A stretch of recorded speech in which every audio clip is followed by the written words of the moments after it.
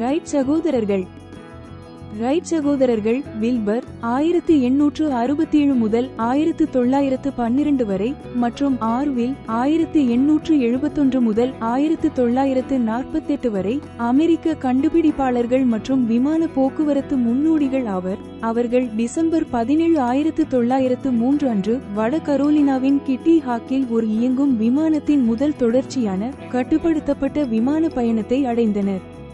அவர்களின் சோதனைகள் மனித போக்குவரத்தை மாற்றியமைத்தன மற்றும் நவீன விமான போக்குவரத்தின் பிறப்பை குறித்தன. முக்கிய உண்மைகள். 1. வில்பர் ரைட் ஏப்ரல் 16, 1867 மில்வில்லி, இந்தியானாவில் பிறந்தார்.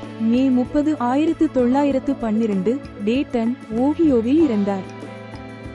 2. ஆர்வில் ரைட் ஆகஸ்ட் 19, 1871 டேட்டன், ஓஹியோவில் பிறந்தார். ஜனவரி 30, 1948 டேட்டன், ஓஹியோவில் இறந்தார்.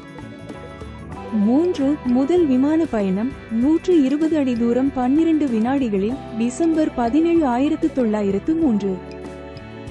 4. முக்கிய கண்டுபிடிப்பு 3. அச்சு கட்டுப்பாடு மற்றும் இறக்கை வளைத்தல் விங் வாப்பிங்.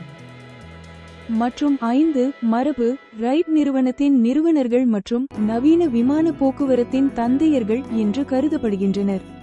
ஆரம்பகால வாழ்க்கை மற்றும் தாக்கங்கள். கிறிஸ்துவில் ஐக்கிய சகோதரர்களின் தேவாலயத்தின் பிஷப்பான தங்கள் தந்தை மில்டன் ரைட் தலைமையிலான மிகவும் அறிவுத்திறன் வாய்ந்த குடும்பத்திலும் மற்றும் கண்டுபிடிப்பு திறமை கொண்ட தங்கள் தாய் சூசன் கேத்தரின் கோர்னர் ரைட் தலைமையிலான குடும்பத்திலும் வளர்க்கப்பட்டதால் சகோதரர்கள் இயந்திர சிக்கல்களை ஆராய ஊக்குவிக்கப்பட்டனர். 1878 அவர்களின் தந்தை வீட்டிற்கு கொண்டு வந்த ரப்பர் பட்டை மூலம் இயங்கும் பொம்மை ஹெலிகாப்டர் பறப்பது மீதான அவர்களின் ஆர்வத்தை தூண்டியது. ஒரு அச்சகத்தையும் பின்னர் ரைட் சைக்கிள் நிறுவனத்தையும் இயக்கிய அவர்களின் அனுபவம் அவர்களின் வானூர்தி பரிசோதனைகளுக்கான நிதியையும் இயந்திர திறமை தளத்தையும் வழங்கியது. பரிசோதனைகள் மற்றும் முதல் விமானம் 1899 மற்றும் 1902க்கு இடையில் சகோதரர்கள் காற்றாடிகள் மற்றும் கிளைடர்களை சோதித்தனர்.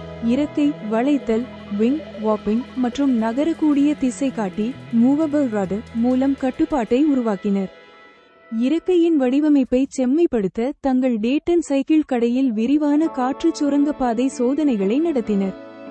டிசம்பர் 17, 1903 அன்று அவர்கள் கையால் கட்டப்பட்ட 12 குதிரை திறன் என்ஜின் மற்றும் இரட்டை திருகுகளை ட்வின் ப்ரொபெல்லர்ஸ் பயன்படுத்தி கிட்டி ஹாக்கில் ரைட் ஃபிளையரை ரைட் ஃபிளையர் அறிமுகப்படுத்தினர்.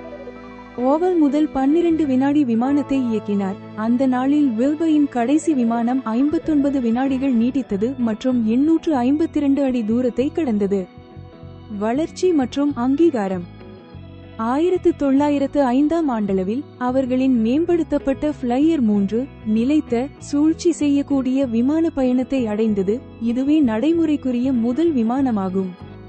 ஆரம்பத்தில் அமெரிக்காவில் சந்தேகத்துடன் பார்க்கப்பட்டாலும் 1908ஆம் ஆண்டில் பிரான்சிலும் பின்னர் வர்ஜீனியாவின் ஃபோர்ட் மியரிலும் அவர்கள் நிகழ்த்திய பொது விளக்கங்கள் உலகளாவிய பாராட்டை பெற்றன. இந்த சகோதரர்கள் அமெரிக்க இராணுவம் மற்றும் ஐரோப்பிய கூட்டாளர்களுடன் ஒப்பந்தங்களை பெற்றனர்.